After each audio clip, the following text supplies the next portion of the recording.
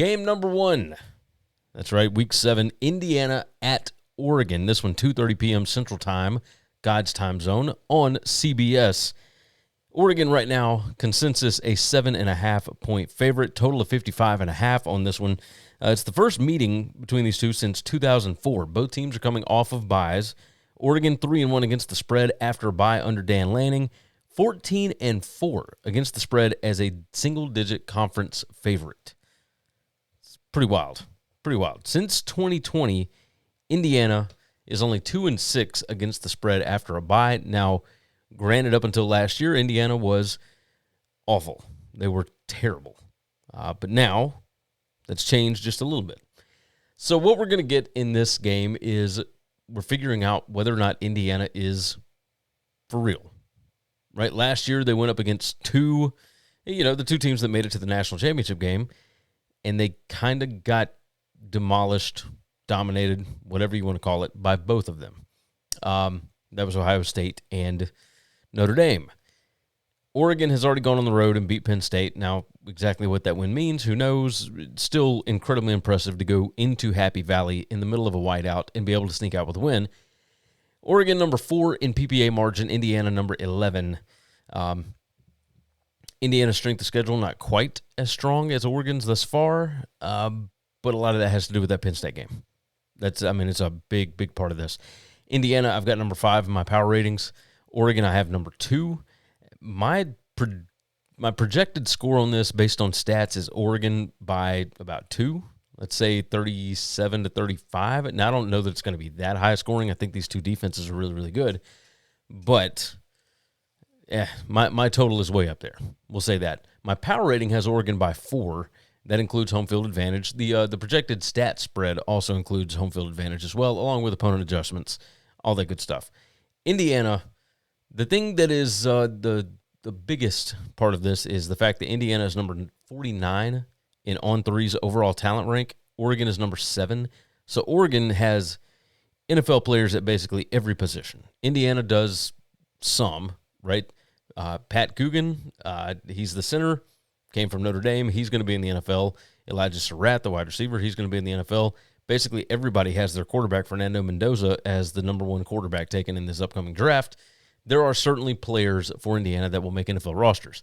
Not to the degree that Oregon has them, though. Oregon has them in spades. Net points per drive, Oregon number 1, Indiana is number 2.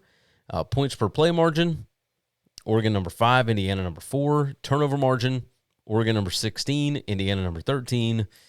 Indiana number 8 in penalties per game, Oregon is number 7. I mean, these two teams are almost mirror images of each other. There's not really any bad numbers for Indiana anywhere.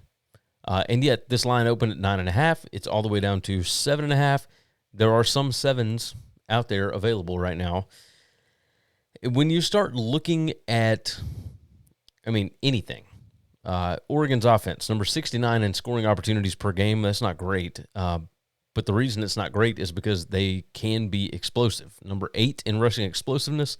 Indiana's defense is number 134. But Oregon is number 127 in passing explosiveness, which means they're not explosive in the passing game. And Indiana is great at defending that anyway. So you've got the number 1 team in havoc allowed and the number 1 team in havoc rate created. I mean, it's pretty wild, really. Oregon not great at getting after the quarterback, it doesn't appear. Havoc rate for Oregon's defense, number 87. Indiana's offense does not allow havoc. They are number 7. I think if Indiana is able to run the football, this is going to be a really tight game.